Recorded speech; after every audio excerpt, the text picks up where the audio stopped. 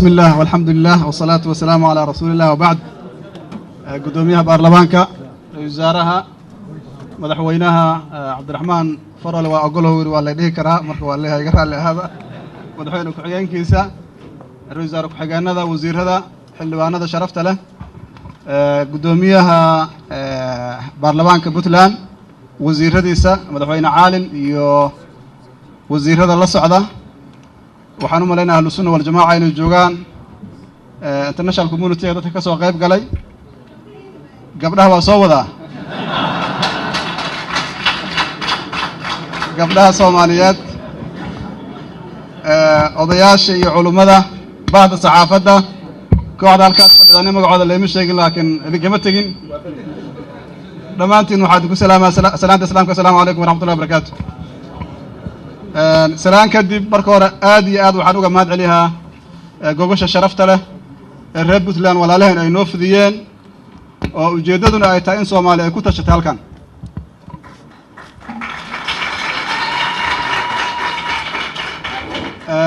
أنت أصبر كيان كجدبه وح لو ذا تلمامي مهمة أوليها شركا ما دام وحيابها اللوجه الله أما غضب ككوباد أو يهي دستور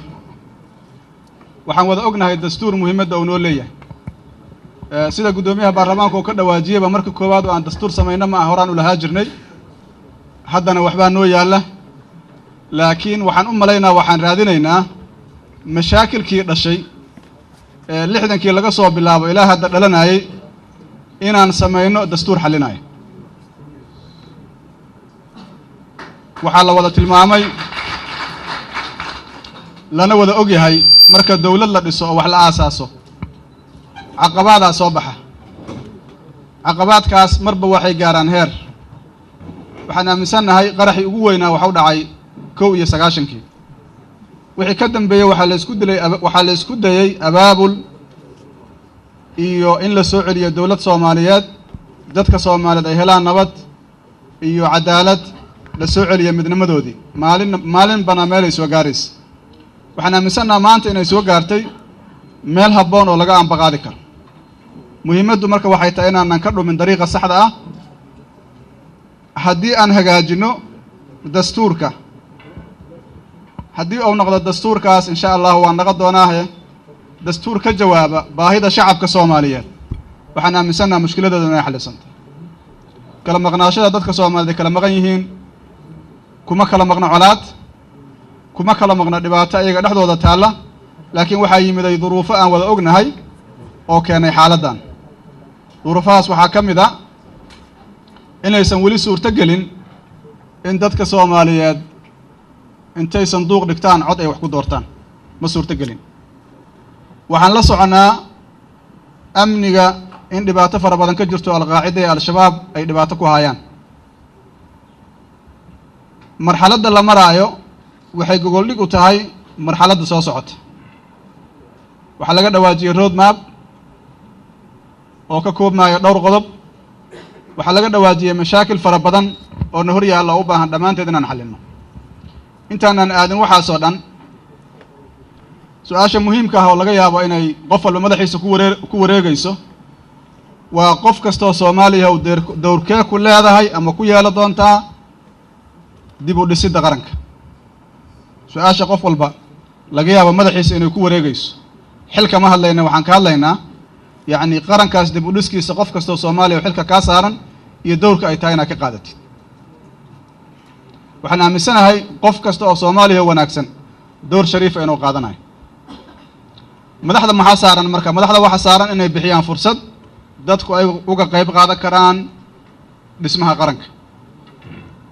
waxa socda dadaal dhinaca amniga waxa socda dadaal dhinaca siyaasadda waxa socda dadaal dhinaca arrimaha bulshada waxa la xadiday waqtiga marxaladda kala guurka ay ku dhamaanayso waxa la xadiday waqtiga loo baahan yahay in lagu hirgeliyo road map waxaan u baahanaa marka dhamaanteen inaan xoogga saarno sidaan u fulin road map waa laga yaabaa dad inay wax sheegaan laakiin marka xaqiiqada laga hadlo road map waa midka aan ku gaari lahayn dawlad rasmi ah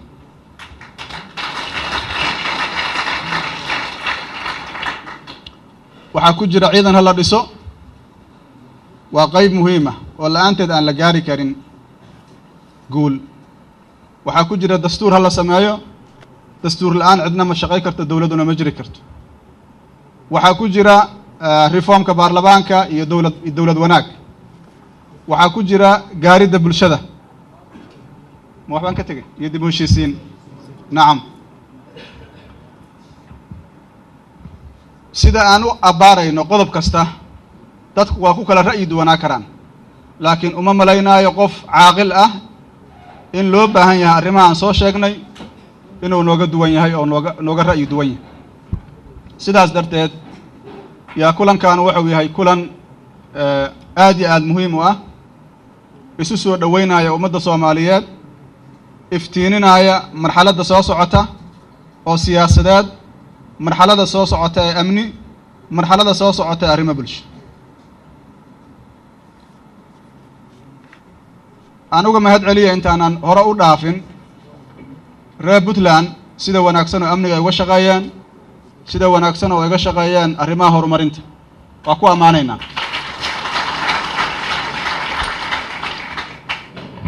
cid kasta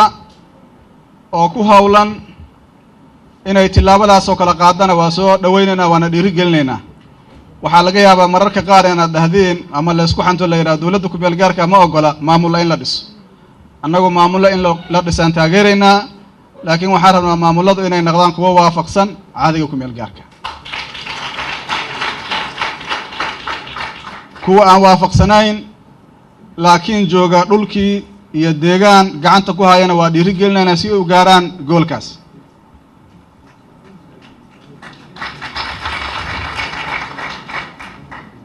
dastuurku waa waxa isku hayn doona dalka. waxaa la soo maray marxalad la yidhaha marxaladdii dimuqraadiyadda miyaa idhaah, yani 9 sano uu ka dhawaajiyey walaalkay Faroole, iyo 21 sano oo ka dambeeyey, iyo wixii kaloo ka sii dambeeyey 22 kale ka sii dambeysay. soo sidaas ma jayid, maraaxiishaas fara badan aan soo marnay. marka marxaladda aan ku soconno ma waxaan aadaynaa 60kii sidaan ahayn, ma 22kii aad ku dhufanaysiin, ma 22kii dambaad rabtiin inay socoto? maxaan rabnaa Soomaaliya haddaan nahay? federaalku aniga waxaan aaminsanahay waa marxalad muhiima inaan marno. dad badan oo aqoon-yahana aad ay u naqdiyaan federaalka, laakiin marxaladda hadda la joogo waa laga maarmaan.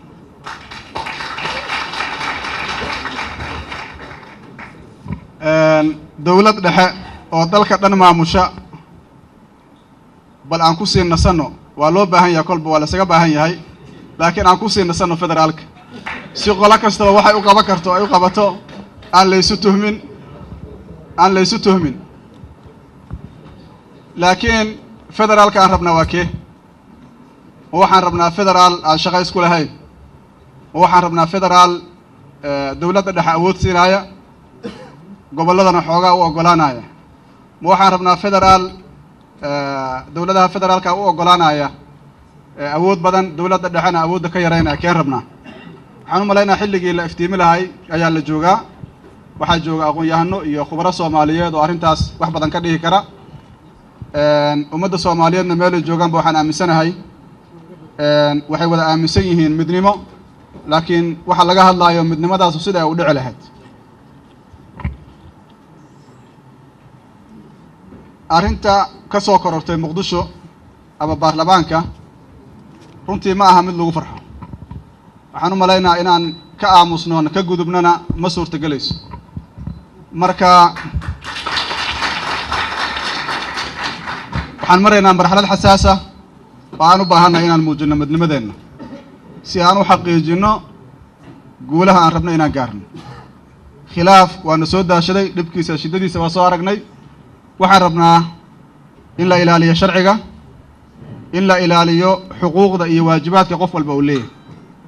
in aan naqanno dowlad sharci iyo shacab sharci inaan naqanno. 21 sano aan fawdo ku soo jirnay, lama oggolaa karo fawda inay iska socoto. marka qof walba ama mas-uul ahaado ama shacab ha ahaado, waxaa la rabaa inuu waajibkiisa qaato, waxaa la rabaa inuu ilaaliyo xuquuqda dadka kale, inuu ilaaliyo, inuu ogaado xuquuqdaadu xaggay ku siman tahay. waxaa jira waxa la yidhaha xuquuq iyo waajibaad. أما حقوق الالتزامات مركا قفك حقوقنا والليها واجبنا وسارين haddaan lagu baraarugin arrintaas waxaa imaanaysa qof walba wuxuu doono inuu sameeyo arrin wanaagsanna ma aha waxaan ka hadlayno war maanta waxaan joognaa marxalad kala guura waxaan joognaa marxalad xasaasa oo aan u baahannahay gacmaha inaan isqabsanno ma qaadi karna khilaaf waxay dhaawacaysaa sumcaddeena iyo sharafkeena ka Soomaali ahaan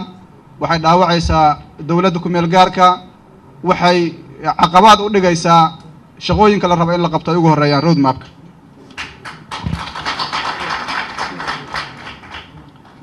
baarlamaanku marka sharciga aad inooga yaqaaniin